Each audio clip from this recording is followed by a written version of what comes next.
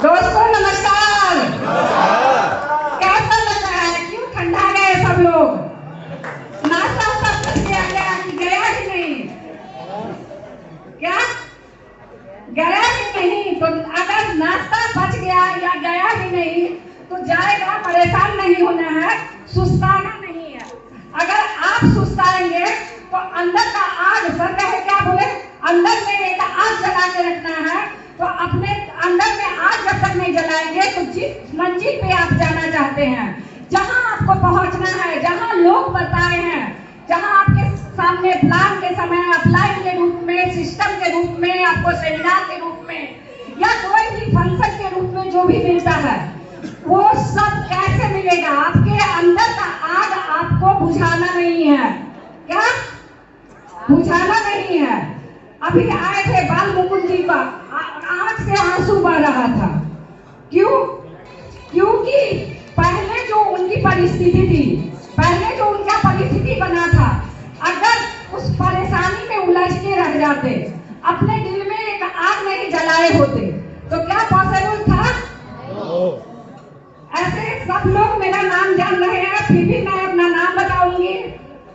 मेरा नाम ज्योत्सना देवी है, मैं प्रॉपर समस्तीपुर की रहने वाली हूँ और हम दोनों वाइफ हस्बैंड यानी अजय कुमार अम्बेस्ट सर और मैं दोनों आदमी इस बिजनेस को करके आगे जो भी बढ़े हैं, जैसे भी बढ़े हैं, तो वो जानेंगे क्या?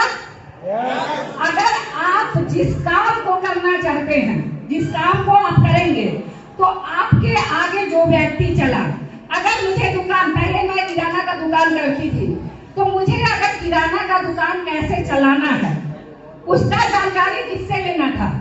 दुकानदार से। जो दुकानदार सफल हो, जो दुकानदार अच्छे से दुकान चलाता हो, उसी से जानकारी लेंगे तो कुछ उससे सीखने का मौका मिलेगा और वो काम में हम सफल हो सकते हैं। किराना का दुकान चल रहा था, सर बताए, और किराना के दुकान चलाते हुए मुझे ये सौभाग्य नहीं मिला कि प्लान देखने का मौका मिलता। ये यहाँ पे बहुत ऐसे साथी होंगे जिनको ये सौभाग्य मिला होगा कि प्रॉपर या तो अपलाइन आपके घर में आके प्लान दिखाए होंगे, या तो फिर आप क्या किए होंगे, किसी सेमिनार में जाने का आपको मौका मिला होगा। लेकिन मुझे ये मौका नहीं मिला। मेरे हस्बैंड गए, वो प्लान देख के आए, और वो प्लान जब देखे तो स्वाभाविक बात है, जब आदमी खोजता है कि और कुछ हो, और कुछ हो, और कुछ हो, और कुछ हो जीवन में, वो तरफ था। क्योंकि मेरे पास पैसे नहीं थे, 5 फैमिली यानी 3 बच्चे का भविष्य देखना था, वो हमेशा खाए जा रहा था कि पैसा नहीं है तो कैसे चलेगा। तरफ हम दोनों के अंदर में था, लेकिन मजबूरी थी दुकान चलाना, क्योंकि वर्तमान में उसी से मेरे घर में आता था। तरफ की वजह से सर गए और सर को एक बार में समझ में आ गया, मात्र एक बार वो देखे प्लान और उनके समझ में आ गया कि इस किराना के दुकान से मेरे घर में कुछ भी नहीं होने वाला है, लेकिन अगर सेफ शॉप पकड़ लिए तो फिर ये लोग जो बोल रहे हैं वो मेरे साथ होगा। ठीक है, तो वो देख के आए और मेरे को बताए, और सबके साथ जो प्रॉब्लम होता होगा, सबके साथ एक ही प्रॉब्लम आता है। मैं हमेशा कहती हूँ कि हजारों के कमाने वाले लोगों को लाखों का अगर बताया जाएगा तो विश्वास होगा क्या? मैं किराना की दुकान से हजारों रुपया इनकम करने वाली थी, और जब मुझे बताया गया कि सेफ शॉप के माध्यम से लाखों रुपया आएगा तो मुझे विश्वास नहीं हुआ। लेकिन वाइफ हस्बैंड का बात था, जबरदस्ती मुझे ज्वाइन कराया गया। मेरे से चुपचाप अपना खुद का भी पैसा दिए, और मैं जो दुकान के लिए सामान के लिए दे रही थी, उससे मेरे दुकान में सामान नहीं आके बस सेफ शॉप का एक पैकेज आ गया। फिर भी मुझे संतुष्टि नहीं हुआ। मैं एक ही रट लगाई हुई थी कि ये काम मेरे से नहीं होगा। क्या मैक्सिमम लोगों का एक ही सोच बनता है कि ये झूठे फंसाने का है, बेवकूफ बनाने का है, ये काम मेरे से नहीं होगा। और मेरा भी सोच यही था कि ये काम मेरे से नहीं होगा। सर कोशिश करते रहे समझाने का, और मैं नहीं समझने का कोशिश करते रही। लेकिन आप जानते हैं, अगर कोई सफल इंसान आपको बताता है, पहले ही उदाहरण के रूप में बताए कि अगर किसी को कोचिंग खोलना है तो कोई कोचिंग चलाता होगा उससे पूछेगा, किसी को दुकान खोलना है तो वो उससे पूछेगा, कोई कपड़े का खोलेगा तो उससे पूछेगा। यानी जो आदमी उस चीज में पहले से सफल है, कोई अगर कंपटीशन का बच्चा तैयारी करता है तो उस वही व्यक्ति से पूछता है जो पहले से उसमें सफल है या उस कोचिंग में पढ़ता है या वो पढ़ने में अच्छा हो। सही है या नहीं? आप लोग बोलने के मूड में नहीं है? थक गए हैं? नहीं तो हाँ ना, चूंकि जब तक आप हाँ ना नहीं बोलेंगे तब तक नहीं समझ में आता है। तो क्या है कि वही बात, जब मेरे यहाँ भी एक व्यक्ति ऐसे हैं, वो शख्स नहीं शख्सियत के रूप में है। अगर कोई पहले ही बताए कि अगर जिस काम को करना है उसमें सफल इंसान आपको अगर बताता है तो आप विश्वास करते हैं। तो मेरे घर में भी एक, हम हमेशा कहते हैं कि भगवान को कोई देखा है, भगवान को डायरेक्ट कोई नहीं देखा है, लेकिन मेरे सोच के हिसाब से भगवान वही होता है जो आपको सही रास्ता दिखाए। जो सही रास्ता दिखाए मेरे समझ से वही भगवान है, और वो कोई और नहीं यहाँ पे बैठे मेरे अपलाइन और सबके चहेते, सबके दिलों पे राज करने वाले, वो कोई और नहीं। अगर वो नहीं होते तो शायद मुझे माइक नहीं पकड़ने आता, वो अगर नहीं होते तो मुझे बोलने नहीं आता। और उर्मिला जी के उदाहरण आप लोग जाने, उर्मिला जी से कम हम नहीं थे। मुझे 2 लोगों से बात करने नहीं आता था, मुझे 2-4 व्यक्ति के पास बैठना अच्छा नहीं लगता था। लगता था कि क्या बात करें, कैसे बात करें, और माहौल भी मेरा वही था, मैके भी वही था, ससुराल भी वही था। तो मुझे फ्रीडम नहीं दिया गया, मेरी कोई गलती नहीं थी, मुझे फ्रीडम दिया ही नहीं गया था।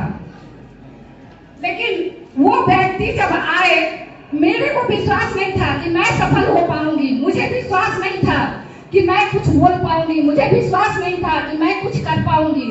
लेकिन वो सफल व्यक्ति शख्स नहीं शख्सियत आज के डेट में है, और हम सबों के दिलों पे राज करने वाले कोई और नहीं, हम लोग के चहेते वीनस लीडर रवि सर के लिए दमदार जोरदार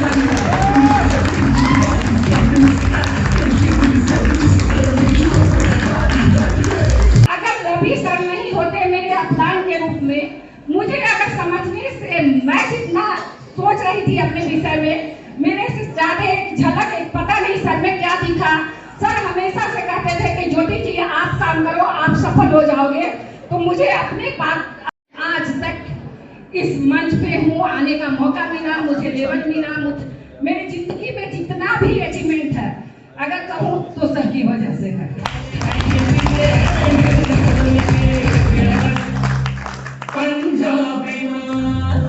और जब सर से मुझे मौका मिला, ऐसे सर हाथ पकड़ के, उंगली पकड़ के हमेशा समझाते रहे, तो स्वाभाविक बात है वो जिनके चहेते होंगे, उनके जो अपलाइन होंगे, तो उनका भी मार्गदर्शन मुझे मिलते रहा।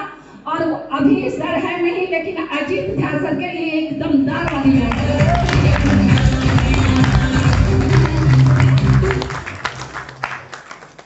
अजीत सर बातों से बहुत कड़क लगते हैं, आप लोगों को लगते हैं क्या? लेकिन रियल में नहीं है। हमेशा सर से जब भी मुझे मौका मिला तो अगर कोई भी बात बोले तो मुझे डर नहीं लगा। मेरे गुरुजी से मुझे डर लगा, लेकिन अजीत सर से नहीं डर लगा। ये बहुत बड़ी बात है। और अगर सर बात बताए, अचीवमेंट की बात है, तो रियल में पटना में एक समय ऐसा था कि मुझे हॉस्पिटलाइज होना पड़ा, और बहुत दिन तक 4-5 महीना मैं पटना में डॉक्टर के यहाँ भर्ती रही। उस समय भी सर को एक कसक था अंदर से, काश कोई एक छोटा सा नौकरी मिल जाता और मैं पटना ही रह जाता। सर के अंदर से हमेशा ये बात आता था, काश एक मौका मिलता, एक छोटा सा भी नौकरी मिल जाता 10-5 हजार का, तो मैं रहती। लेकिन उन दिनों नहीं मिला, लेकिन संजोग से ये शेप्स ऑफ रूबी मिला, और इसके वजह से समस्तीपुर में काम किए, बहुत जगह काम किए, लेकिन इसी के वजह से पटना में आने का मौका मिला। और मैं फिर से अपने मुंह से क्या बताऊं, सर पहले ही बता दिए, वो मेरी जिंदगी का शायद बहुत बड़ा वो तोहफा है, बहुत बड़ा अचीवमेंट है कि चूंकि पटना में मेरे घर में आज तक सबके पास बहुत पैसा है, और बहुत शहर में वो लोग घर तक लिए हैं, लेकिन सब आदमी एक बात कहता है कि पटना में लेने का कोई हिम्मत नहीं किया। तो वो जगह मुझे सिर्फ सबके वजह से मिला।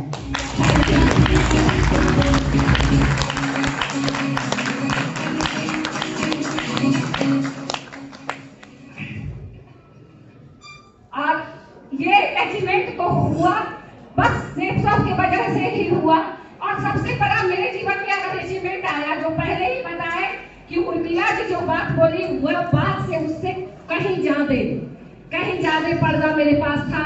सबसे बड़ा अगर जीवन का अचीवमेंट आया, जो 4 लोगों के पास, इतने समूह के पास बैठ के अगर बातें करते हैं, डर अंदर से नहीं लगता है और काम करते हैं, तो ये मेरे लिए बहुत बड़ा अचीवमेंट हुआ। तो क्या आप लोग को चाहिए? आप लोग को अगर चाहिए तो एक काम जो मेरे को करना पड़ा वो आपको करना पड़ेगा। क्या? सीखना पड़ेगा। क्या करना पड़ेगा? सीखना पड़ेगा। अगर सीखेंगे नहीं तो जीतेंगे नहीं। कहीं कोई भी चीज, जैसे मैं बताऊं कि मुझे साइकिल तक चलाने नहीं आता था और सेफ शॉप में आए, सेफ शॉप से 3 ही महीना ऐसा काम किए कि पैसा कमाए 77,000 रुपया। और पहला जीवन का मेरा जो खुशी था, सेफ शॉप के माध्यम से एक फेसिनो 65,000 का स्कूटी खरीदी। पैसा दिया, स्कूटी तो खरीद लिए, लेकिन वो आदमी स्कूटी खरीदा, वो उस इंसान के लिए स्कूटी खरीदाया जो कभी साइकिल के हैंडल को पकड़ के भी नहीं देखी थी। क्या मुझे साइकिल का हैंडल भी पकड़ के फ्रीडम दिया ही नहीं गया, तो मुझे साइकिल का भी हैंडल कभी पकड़ के देखने का मौका नहीं मिला। और पहले ही बताया कि सेफ में भी सीखना पड़ेगा। और अगर जिंदगी से अगर कोई भी अचीवमेंट चाहिए तो वो आपको हर हाल में सीखना पड़ेगा।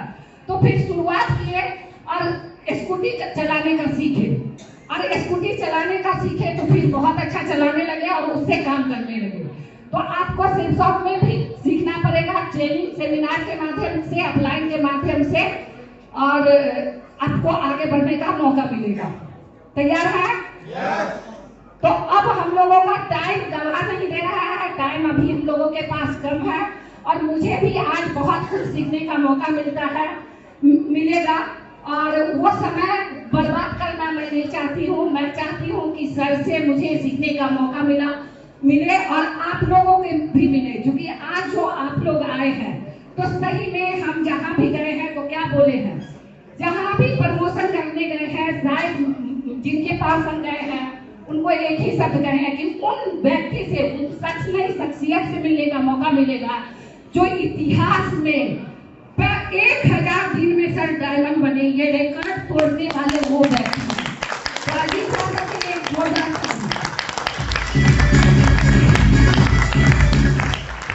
हमेशा यही बताते हैं कि अगर आपको शेर की तरह कोई काम करना है तो सीखना किससे पड़ेगा?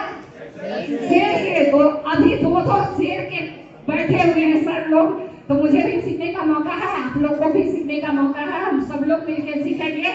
लेकिन एक ही बात कहेंगे, परेशानी आएगा, हर फील्ड में परेशानी आता है। हम सोचते नहीं हैं, हम जब मायका से ससुराल आते हैं तो एडजस्ट करने में परेशानी आता है या नहीं? किसी लड़की को अपने घर में लाते हैं तो परेशानी आता है, तो वहाँ हम एडजस्ट करना सीखते हैं। यहाँ भी आपको शिक्षा के लिए हर हाल में सीखना पड़ेगा। तो थैंक यू। अगर मेरा जो भी जर्नी है, मेरा जो भी आज तक का अचीवमेंट है, अगर कहा जाए टीम की संख्या, मुझे मेरा सोच नहीं था कि 2 लोग आएंगे, लेकिन इस बिजनेस के माध्यम से, टीम के माध्यम से आज मेरी टीम की संख्या लगभग 14,000 से भी अधिक लोगों की है। एक दिन मैं खुद के लिए काम करती थी, ये फ्रीडम सेफ शॉप दिया। अगर हम दुकान करते रहते आज भी, तो आज भी मेरे लिए मेरे को काम करना पड़ता, लेकिन ये फ्रीडम कौन दे सकता है? केवल सेफ शॉप दे सकता है ये फ्रीडम की। आज मेरे लिए 14,000 लोग काम कर रहे हैं, ये बहुत बड़ी बात है। और जब मुझे मौका मिला, और अजीत शासन के लिए एक बात अभी थोड़ा देर पहले बताए कि मुझे डर नहीं लगता है, सर से बात करने में डर नहीं लगता है। मुझे लगता है कि नहीं, सर अगर कभी मौका मिला बात करें तो बहुत अच्छे तरीके से मेरे को समझाएंगे। और रवि सर के वजह से मुझे कभी कमी नहीं हुआ। अजीत शासन के जैसे लोगों से हमेशा मेरे मुझे और मेरे टीम को सीखने का मौका मिला। तो सर के लिए एक बहुत जोरदार वाली ताली। इतना से नहीं चलेगा।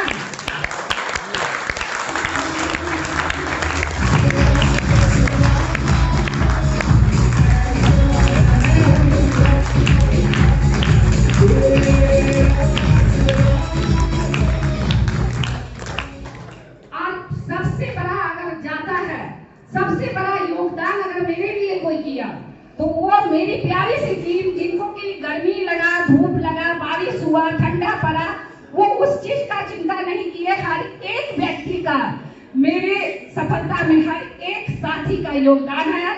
मेरी प्यारी सी टीम के लिए सबसे बड़ा जोरदार ताली।